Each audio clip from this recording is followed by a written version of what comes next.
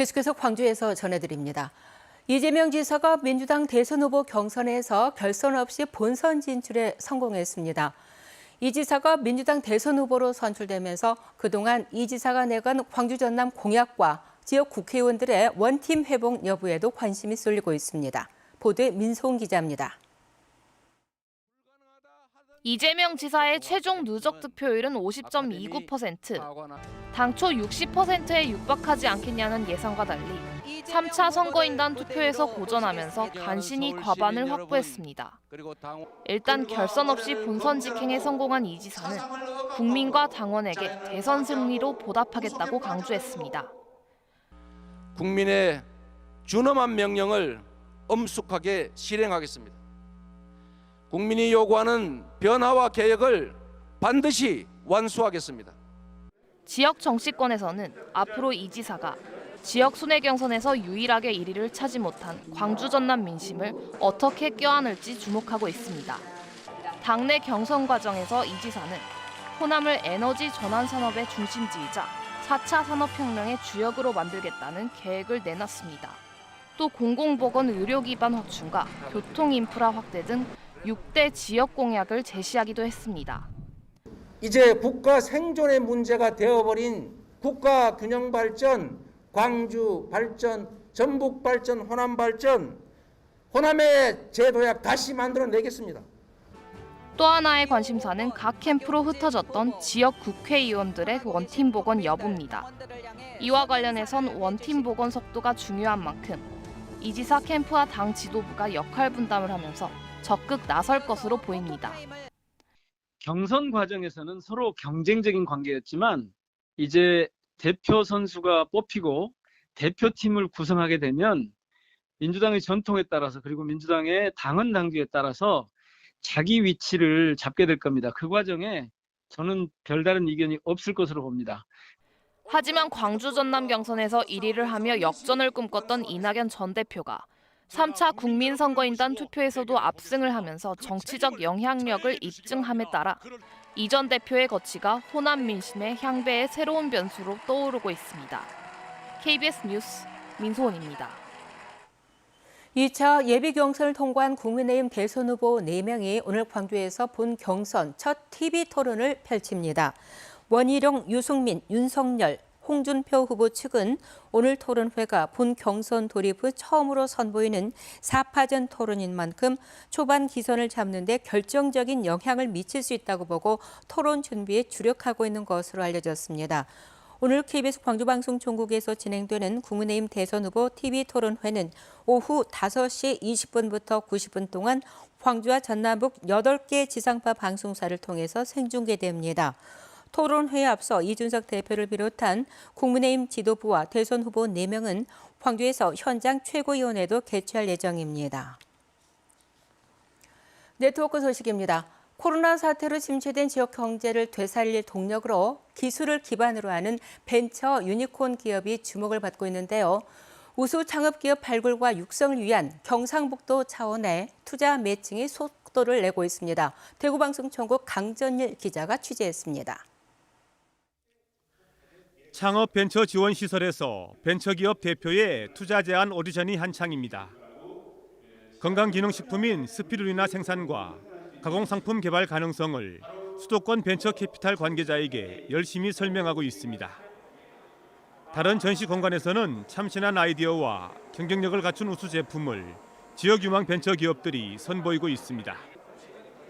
성장 잠재력이 큰 만큼 가장 필요한 자금 지원만 받으면 지역 성장을 이끌 기업이 될 가능성이 충분합니다.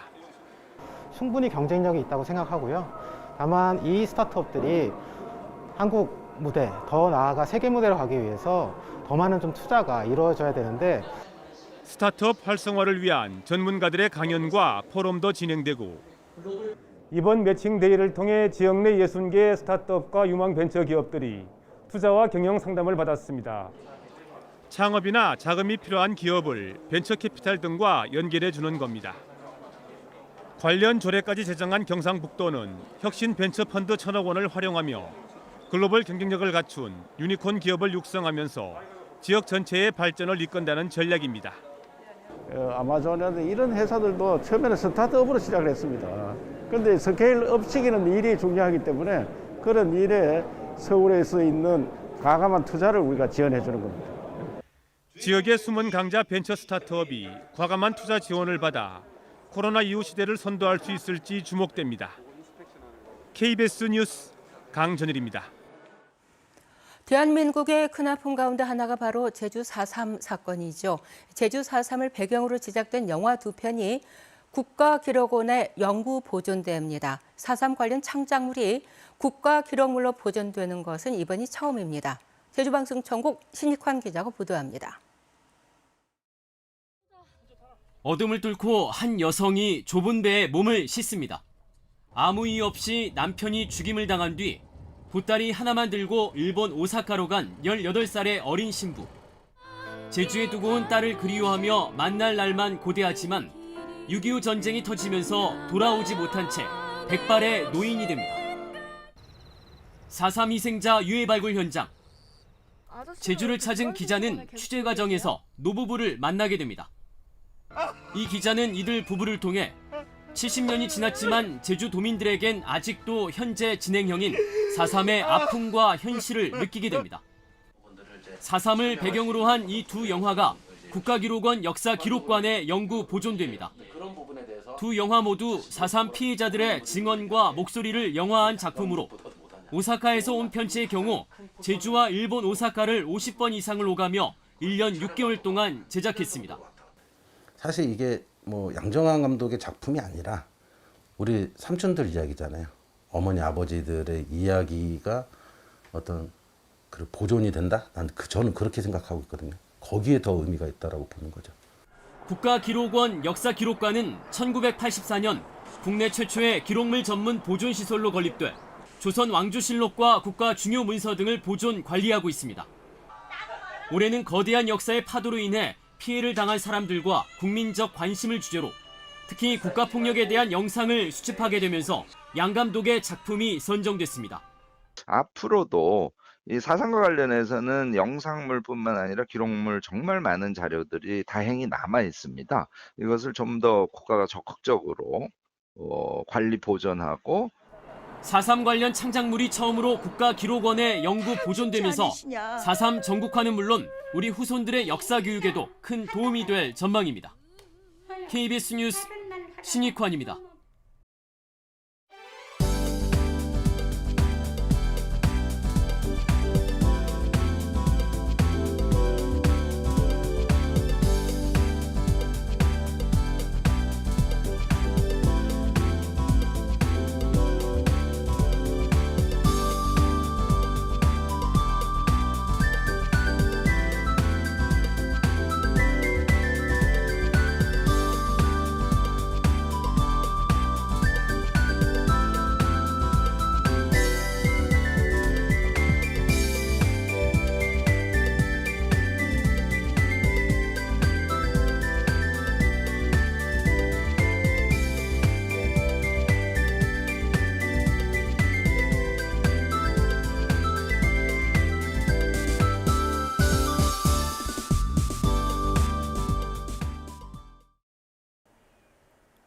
오늘 아침 기온이 뚝 떨어졌습니다. 북서쪽에서 찬 공기가 내려오고 있는데요. 오늘 아침 기온 어제보다 6도가량이나 내려갔고요. 바람이 불어서 더 쌀쌀하게 느껴지기도 합니다. 낮 기온도 어제보다 10도 이상 내려가겠습니다. 오늘은 겉옷 꼭 챙겨 입으시고요. 모레 아침까지 낮은 기온 보이다가 오후부터는 다시 평년 기온을 웃돌겠습니다.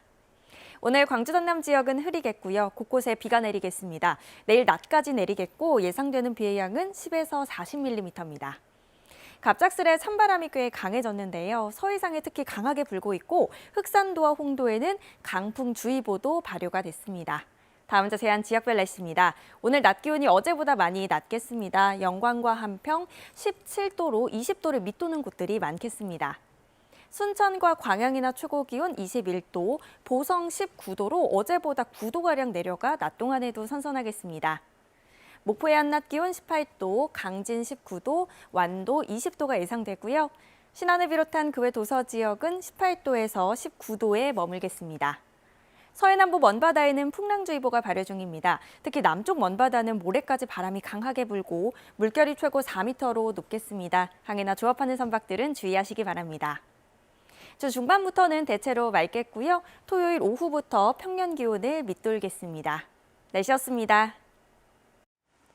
어제 하루 코로나19 신규 확진자가 광주에서 14명, 전남에서 11명이 나왔습니다.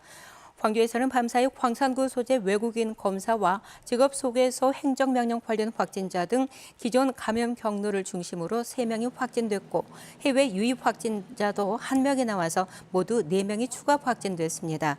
이로써 어제 하루 광주의 누적 확진자는 모두 14명으로 집계됐습니다. 전남에서도 목포와 무안, 장흥, 나주, 고흥 등 5개 시군에서 확진자 11명이 나왔습니다. 광주시 광산구가 감염병 선별진료소와 생활체육시설 등이 포함된 하남 3지구 주민복합시설을 착공합니다. 하남 3지구 주민복합시설은 광산구가 광주시의 도시개발 사업에서 발생한 이익금 일부를 지원받아 조성한 공간으로 지상 3층 규모의 의료와 문화, 복지 등의 시설을 갖추게 됩니다. 하남 3지구 주민복합시설은 오는 2023년 2월에 준공될 예정입니다. 광주 전남 지역의 다문화 학생 지원 예산이 해마다 준 것으로 나타났습니다. 강덕구 더불어민주당 국회의원이 교육부에서 제출받은 자료를 보면 광주 지역 다문화 학생 1인당 지원 예산은 지난 2017년 56만 5천 원에서 2019년에는 42만 8천 원, 올해는 21만 3천 원으로 감소했습니다. 전남 역시 2017년 30만 3천 원에서 2019년 22만 6천 원, 올해는 18만 9천 원으로 줄었습니다. 광주와 전남 지역 다문화 학생은 각각 4,180여 명과 1,100여 명입니다.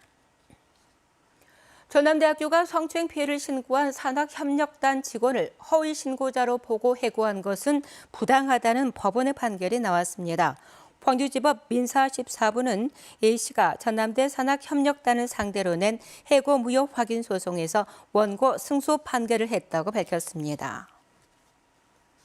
KBS 뉴스를 마칩니다. 감사합니다.